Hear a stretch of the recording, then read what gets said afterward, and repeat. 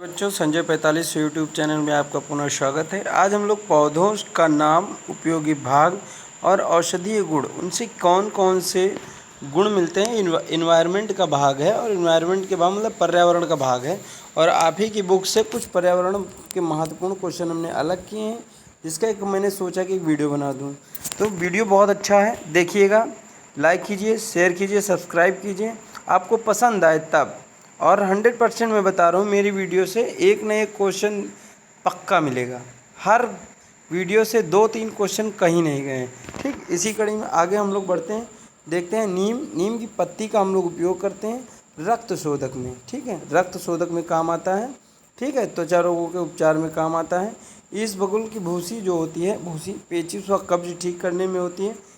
और सिनकोना छाल जो है मलेरिया की दवा। जामुन का बीजों का चूर्ण मधुमेह में लाभदायक है। यूकेलिप्टस तेल जुखाम की औषधि। और मुलेठी जड़ जो है गले की खराश में लाभदायक है। इसमें बेटा सबसे महत्वपूर्ण जो आपको देखने को मिलेगा वो सिनकोना की छाल का है, जो मलेरिया की दवा के लिए यूज़ होता है। ठीक है, तो आगे बढ़ते हैं। अगला जो है, इसमें कुछ महत्वपूर्ण दिवस हैं और उनके किस दिन मनाया जाता है। मैं इम्पोर्टेंट बता दूंगा आपको, वो नोट करके रख लेना, याद कर लेना। ठीक है, विश्व घरेलू गौरैया दिवस 20 मार्च। ठीक है, 20 मार्च। ठीक है, अगला क्वेश्चन है, अगला है 22 मार्च विश्व जल दिवस। ठीक है, 22 मार्च विश्व जल दिवस है। 22 अप्रैल विश्व पृथ्वी दिवस है। ठीक है, 5 जून विश्व पर्यावरण दिवस है। ठीक है, 11 जुलाई जो है विश्व जनसंख्या दिवस है। ठीक है, 11 जुलाई विश्व जनसंख्या दिवस। 16 सितंबर विश्व ओजोन दिवस है। ठीक है, आगे 1 से 7 अक्टूबर वन्य जीव सप्ताह मनाया जाता है। 1 से 7 अक्टूबर वन्य जीव सप्ताह मनाया जाता है। 13 अक्टूबर अंतर्राष्ट्रीय प्राकृतिक आपदा निवारण दिवस मनाया जाता है। ठीक है बच्चा, तो ये हो गए इम्पोर्टेंट डेट जो हम लोग मनाते हैं। ठीक बच्चा, इसमें आपको बता दें महत्वपूर्ण कौन कौन से हैं, इस बात को ध्यान दे लो बच्चा। इसमें जो सबसे महत्वपूर्ण दिवस है, आपकी परीक्षा में पूछा जा सकता है, विश्व गौरैया दिवस। ठीक है, घरेलू गौरैया दिवस। 22 मार्च जल दिवस। ठीक, 22 अप्रैल में क्या है, पृथ्वी दिवस है।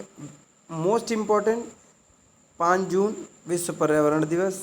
और 11 जुलाई विश्व जनसंख्या दिवस। 16 सितंबर विश्व ओजोन दिवस। ठीक, ये सबसे महत्वपूर्ण है। और ओजोन की मोटाई किससे नापते हैं बच्चा, डॉप्सन से नापते हैं। किससे नापते हैं, डॉप्सन से नापते हैं। ठीक है, इस बात को याद रखना। और बहुत ही अच्छा क्वेश्चन है, इसमें से 1 या 2 क्वेश्चन 100% मिलेंगे आपको, सिर्फ और सिर्फ दिवस से। ठीक, उसके ऊपर एक मैंने बताया सिनकोना की छाल से एक मिलेगा। ठीक, अगला क्वेश्चन जो है, अगला जो है कुछ अभ्यारण्य हैं, उनको देख लीजिए। वन्य जीव अभ्यारण्य और स्थान कहाँ पर हैं, वो चीज़ दिया हुआ है। ठीक, तो हम लोग पढ़ेंगे इसको, बहुत ही अच्छे क्वेश्चन है, देखेंगे आप। पेरियार अभ्यारण्य इडुक्की केरल में है। ठीक है, पेरियार इडुक्की केरल। चलो आगे बढ़ो। ठीक है, चंद्रप्रभा अभ्यारण्य चंदौली उत्तर प्रदेश में है। चंद्रप्रभा कहाँ पर है, चंदौली उत्तर प्रदेश में है। ठीक, मानस असम, ऐसे याद करो, मानस असम। मानस अभ्यारण्य कहाँ है, असम में है। ठीक है, जल्दापारा अभ्यारण्य कहाँ पर है, पश्चिम बंगाल में है। जल्दापारा कहाँ पर है, पश्चिम बंगाल में है। ठीक, कान्हा अभ्यारण्य कहाँ, कान्हा एवं बांधवगढ़ राष्ट्रीय उद्यान कहाँ पर, मध्य प्रदेश। कान्हा कहाँ पर बंसी बजाते थे, मध्य प्रदेश में। ठीक है, मध्य प्रदेश के जंगलों में कान्हा बंसी बजाते थे। ऐसे एक शॉर्ट ट्रिक है, लेकिन कान्हा बंसी वहाँ नहीं बजाते थे। ठीक, मैं एक शॉर्ट ट्रिक बता रहा हूँ, कान्हा कहाँ बंसी बजाते थे। ठीक है, तो मध्य प्रदेश में। कहाँ पर, कमर में बांधे रहते थे, तो बांधवगढ़ राष्ट्रीय उद्यान। ठीक, आगे बढ़ो। बांदीपुर राष्ट्रीय उद्यान कहाँ पर, कर्नाटक। खूब लोग, तुम लोग करते हो कर्नाटक, घर में खूब नाटक करते हो, तो उसको याद रखना, कर्नाटक। ठीक, कार्बेट राष्ट्रीय उद्यान का, जिम कार्बेट राष्ट्रीय उद्यान उत्तराखंड में है। कहाँ पर है, उत्तराखंड में, जिम कार्बेट उत्तराखंड। ठीक है, चलो। दुधवा राष्ट्रीय उद्यान कहाँ पर, लखीमपुर खीरी पीलीभीत उत्तर प्रदेश में। ठीक है, लखीमपुर खीरी पीलीभीत उत्तर प्रदेश। दुधवा राष्ट्रीय उद्यान, कौन सा, दुधवा राष्ट्रीय उद्यान पूछा जाता है बच्चा, ये इंपॉर्टेंट है। ठीक है, गिर राष्ट्रीय उद्यान, गिर गुजरात, ऐसे याद करो। गिर कहाँ है, गुजरात में। गिरो कहाँ है, गुजरात में, तो गिर राष्ट्रीय उद्यान गुजरात में। केवलादेव एवं सरिस्का राष्ट्रीय उद्यान कहाँ पर? केवलादेव राष्ट्र एवं सरिस्का राष्ट्रीय उद्यान जो है वो राजस्थान में है बच्चा। कहाँ पर है?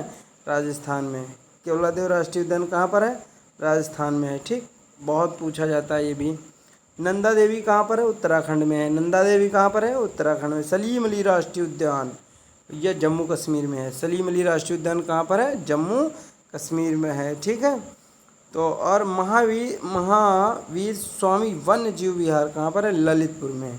महावीर स्वामी वन्य जीव विहार कहाँ पर है? ललितपुर। तो बच्चा इसमें जो बहुत ही महत्वपूर्ण है ये, ठीक, बहुत ही महत्वपूर्ण है, आपसे पूछ लिया जाएगा। उत्तर प्रदेश की परीक्षा है, तो उत्तर प्रदेश वाले जितने भी अभ्यारण्य हैं, स्थान हैं, उनको ज़रूर याद कर लेना। ठीक, लेकिन उसमें से भी मोस्ट इम्पॉर्टेंट जैसे हो जाते हैं मानस, चंद्रप्रभा, कान्हा, ठीक, और फिर Jim Corbett, Dudhwa national park, गिर, ये इम्पॉर्टेंट है।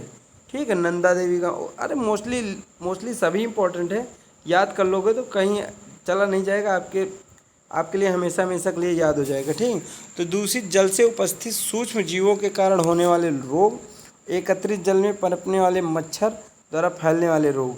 बहुत एक क्वेश्चन 2 क्वेश्चन इसमें से पूछ लिया जाता है। ठीक, पेचिस किसके कारण होता है? एचआर किसके कारण होता है? टाइफाइड किसके कारण होता है? पीलिया किसके कारण होता है? हैजा किसके कारण होता है? तो ये चीज़ें क्या कौन फैलाता है, किसके द्वारा होता है, ये चीज़ें। तो पेचिस एंट अमीबा के द्वारा होता है। किसके द्वारा होता है? एंट अमीबा के द्वारा होता है। पेचिस किसके द्वारा होता है? एंट अमीबा के द्वारा होता है। ठीक, तो बच्चा इस बात को याद रखना। आगे हम लोग अतिसार, क्या पूछा है? अतिसार, पेचिस हो गया। अतिसार जो है वो अतिसार जीवाणु द्वारा होता है। किसके द्वारा होता है? जीवाणु द्वारा। टाइफाइड किसके द्वारा होता है? जीवाणु द्वारा होता है। पीलिया किसके द्वारा होता है? विषाणु के द्वारा होता है। हैजा किसके द्वारा? जीवाणु के द्वारा। ठीक, तो एकत्रित जल से बच्चा, दूषित जल के पीने से इतनी चीज़ें होती हैं।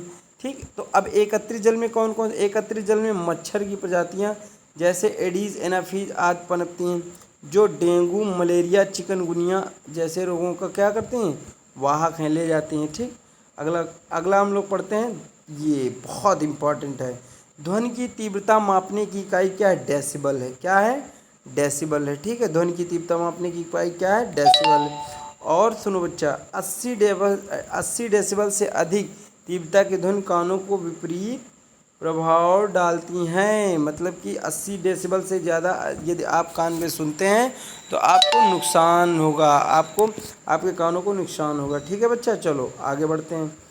बस बच्चा आज की यहीं तक है। आगे मैं ऐसे ही बहुत ही इम्पोर्टेंट मैं आपकी नोट से अलग करके लाऊंगा, ऐसे वीडियो बनाऊंगा। आप शेयर कीजिए, सब्सक्राइब कीजिए, लाइक कीजिए। आप परीक्षा देने के बाद मूल्यांकन कीजिएगा कि कैसा रहता है मेरा पढ़ाया हुआ। ठीक है, तो सभी को बहुत ही अच्छा क्वेश्चन है। सभी लोग आप इन क्वेश्चन को पढ़ो, देखो, उसके बाद परीक्षा दे के आना, फिर देखना कि काश मैं पढ़ लिया होता है ये क्लास। ठीक है, तो जो लोग पढ़ रहे हैं वो मन लगाकर अच्छे से पढ़ें और नोट्स बना लें, याद कर लें। ठीक है, तो कुछ ही दिनों में बहुत ही जल्द कोशिश करता हूँ कि रीजनिंग की क्लास चलाई जाए, लेकिन बोर्ड की समस्या होने के कारण रीजनिंग की क्लास नहीं पढ़ पा रही है। अभी सेट से ही सिर्फ काम चलाना पड़ेगा आप लोगों को, और जैसे ही व्यवस्था हो जाती है मैं कोशिश करता हूँ, चलाता हूँ। तो ओके बच्चों, थैंक यू क्लास। जय हिंद, जय भारत। ठीक है।